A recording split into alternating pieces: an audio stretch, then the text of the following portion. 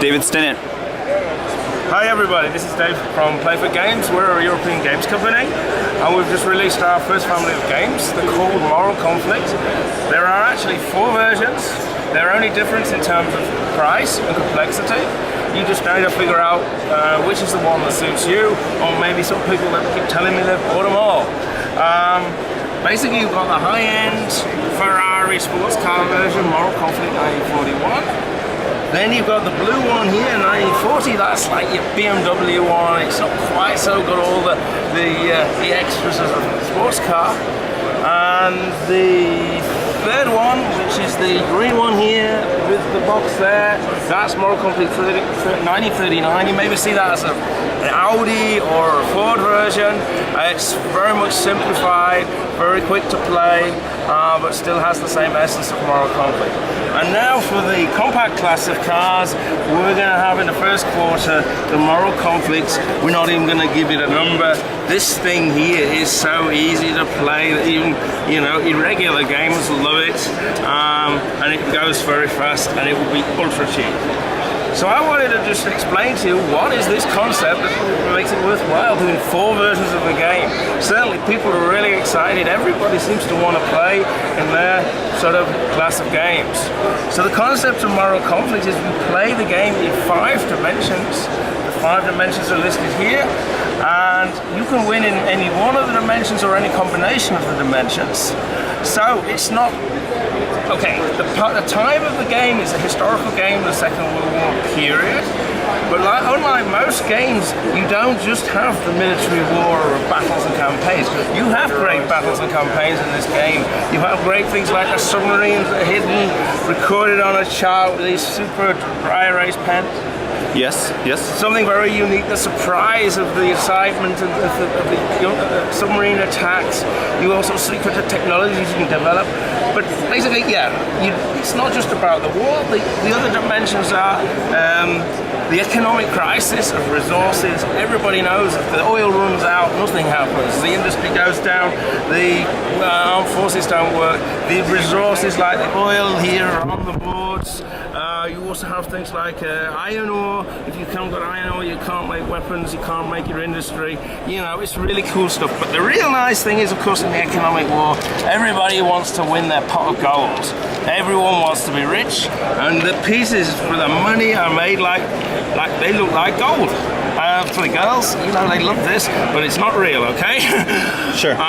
This is the sort of quality of our materials. No paper, no card, even the money is made out of gold pieces. That's the economic dimension. You win victory points through collecting large amounts of gold, or actually then increasing your industrial production to some of these new factories. Say you put the Balkans into the factory and there 5 becomes 6. You win victory points that way, or you win victory points in the usual way, capturing territories. Here's 4-star victory points. And this is a victory path at the top. So you can see there's 2 alternatives there to win.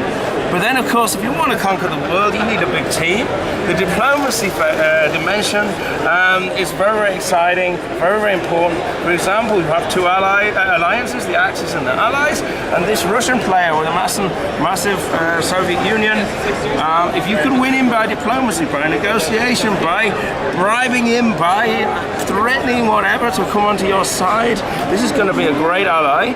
Plus these smaller countries like Iberia, Balkans, Turkey, Iran, also Argentina can be won by skillful play and together with a dice roll to bring them onto the side of your alliance. So that's the diplomatic pressure dimension. Very, very important. The 4th dimension is the technology dimension.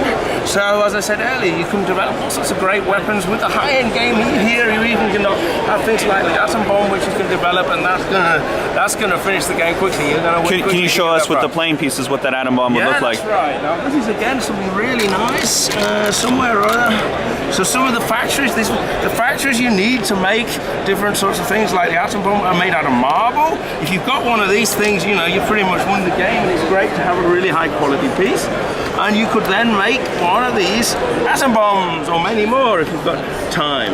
And the way it works is, this is a strategic bomber, and you put your atom bomb in the plane. And just imagine what Japan feels like when the US flies to Japan with this bomber. They don't know what's inside there, just like in the real war. And then if it does get through, hey, surprise, surprise, Japan. That's the horror of war, though.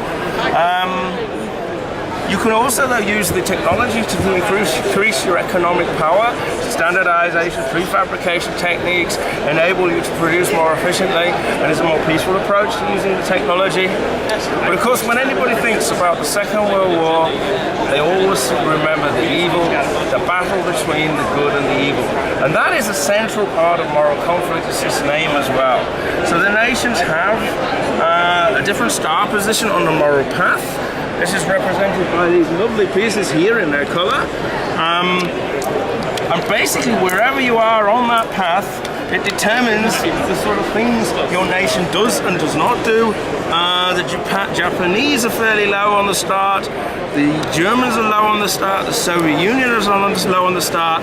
The Americans are quite high up in the start, and the empires they're also quite high up. So the empires is what we would expect. South Africa, Australia, of course, New Zealand, even it gets represented on the map. But we also include as the empires the French, Belgian and Dutch empires. We'll put them all together. They have the same concept. They have the homelands in the dark green and the colonies in the light green, which actually the people there didn't want to be part of these empires, particularly Gandhi, we know very well. So they have a light green and they are treated as occupied territories. That most of them became free after the war, independent states.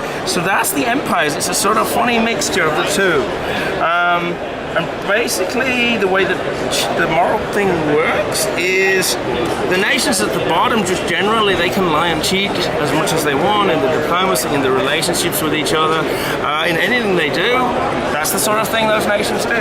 The nations at the top here, they weren't supposed to do that sort of thing. They were supposed to be the good guys. But if they get caught, if your player gets caught doing that, well, they slip down and down each time they're caught. And if both these, which are in alliance together, end up where the bad guys are, that's a moral conflict victory for the bad guys.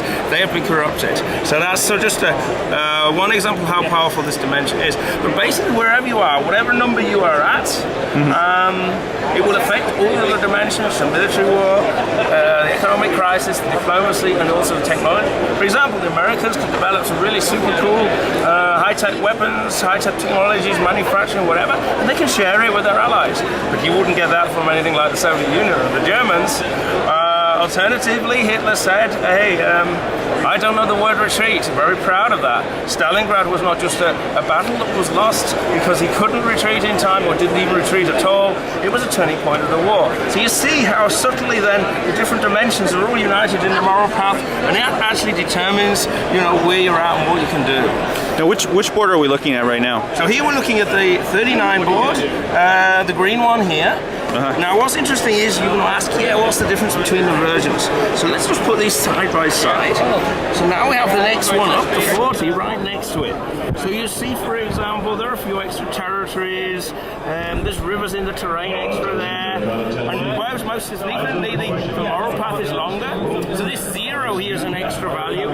In the expansion game, this is a non-historical, even worse morally than what actually took place in the war. Okay. Yeah. But we try to keep as much as we can similar. So if you start with a cheap one and you want to move up, you're not going to learn everything new. Plus, all the pieces in this game here can be used in that one, and then in the more complicated games as well. So it's really nice. You can start where you want, and you can maybe get 2 or 3 different games, and you just got more pieces for each player. Any questions? Yes. So you have.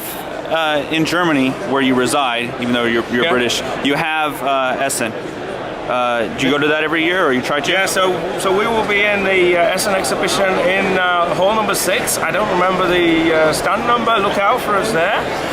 We'll have a German and a British games demonstrator there. You will be able to see all these games and also play them on the stand with the young guys there. So get in there. One just thing I wanted to add, we call these games reality change games, and I just wanted to explain this very unique concept. So to win the game, you need to be able to understand these dimensions, how they work, basically to master them. Now many players have some skill in one or the other area, but all of it So we have this special historical background teaching experience guide here, but critically that enables the players to master the dimensions. So they're given teaching quotes from great books like Sun Tzu, for example, and they're shown how to win master the dimension in the moral conflict game, but also in the game of everyday life. So there's practical application for all that's learned in terms of teamwork, negotiation, moral decisions. You don't just play being a general, you gain some of the skills. It's all about strength and force, and that's an issue in everyday life as well. So this is really cool. There's cool books in, cool films, cool websites, all sorts of stuff in here. So the idea is when the game is over, you've practiced in the game the things you learn, you've won the game, you then go into the game of life, and the skills that I just mentioned, they can change your life and change your reality for better when you put them into practice. We give you the tools, and we give you the inspiration, confidence to do that. So that's moral conflict. Thank you, David.